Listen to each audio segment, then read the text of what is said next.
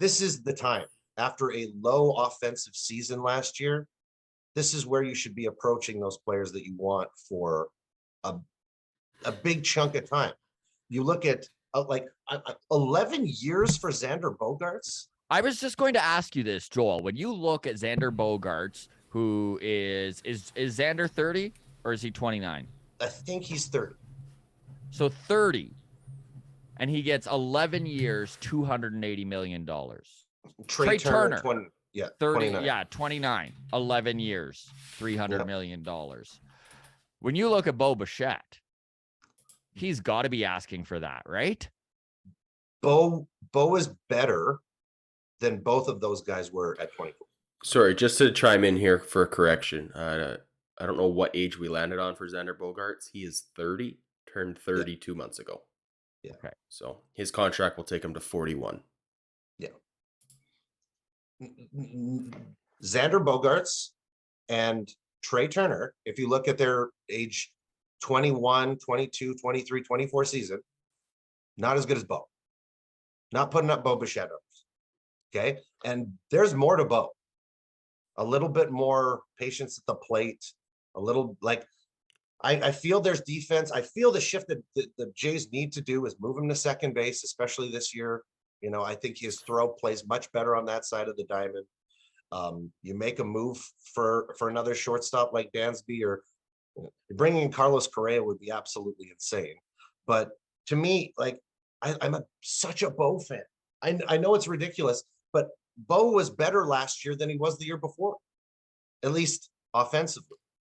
In a down year across the league, his OPS plus was higher. I think he went from 121 in 21 to 126 in 22, leading the league in hits both years. We're not in the playoffs without Bo September. You know, and no, very true. That's very true.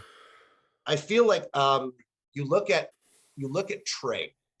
I don't think Trey is going to be a great contract because Trey is insanely aggressive on pitches outside of the zone, kind of the way Bo is. And it tracks badly at about 33, 34, that your numbers just fall off the table when your athleticism starts to go away.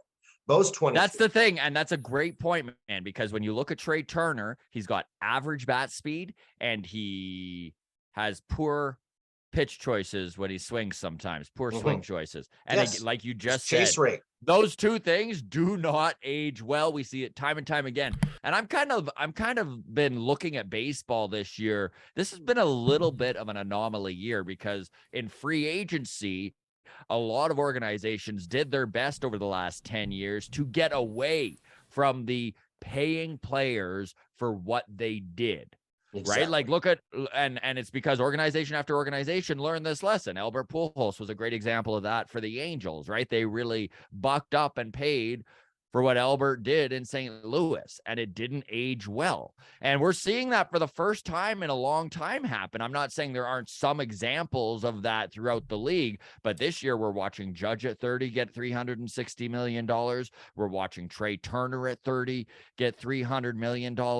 Again, Xander Bogaerts' contract. Like these are all guys in their 30s. And I'm not saying that these aren't phenomenal players with some really, really good years ahead of them. But I honestly believe all three of those guys, that last 5 years on the contract, are going to be dog shit. Is that where we're at now? Is this is just baseball at this point? Like, if this is baseball, then I say the Blue Jays just do it. I think this is a reaction to expanded playoffs, and there's more people that want and feel like they have a shot at the dance. It's driven the whole buyer's market up, if I'm using that expression correctly. Like there are more teams who feel like they have a shot, especially when you watch a team like Philly who didn't claim a spot in the playoffs until the final series of the year, or when you see the Atlanta Braves go on and win the whole thing. Like Nationals. There's a real reason, if you're the Baltimore Orioles, to tell yourself Carlos Correa could be the difference between a banner and no banner. That hasn't happened before. And I think this is the league adjusting to that. It may be an over adjustment, but I think there is a little bit of panic on the owner's side, and especially from the top dogs who have the built-in expectations to be winners, right? Like a team like the Yankees. Mhm. Shouldn't have been in a bidding war with the Padres and the Giants for Aaron Judge. They shouldn't have been. No, I don't think with expanded playoffs, the Giants are seriously considering throwing money at Aaron Judge. well, that see, to me, it's really Judge for 360 million.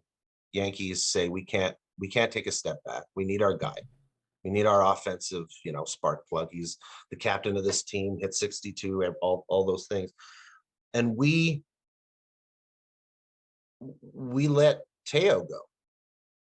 We make that How do trade you on Teo. How do you feel about that We trade, really Joel? I know- appreciate all of you within the walk-off community. This thing continues to grow and become an animal of its own. It's a little bit overwhelming, but honestly, we love talking Blue Jays baseball and all the interaction that you folks are involved with us. Thank you so much. Discord, feel free to join it. That is always free. The show, or the link is in the show notes. You can follow us on Twitter at Walk Off Podcast, on Instagram, the Walk Off Podcast. And if you are watching on YouTube currently and you're not subscribed, we'd really appreciate if you hit that subscribe button. All the best, everybody. Cheers.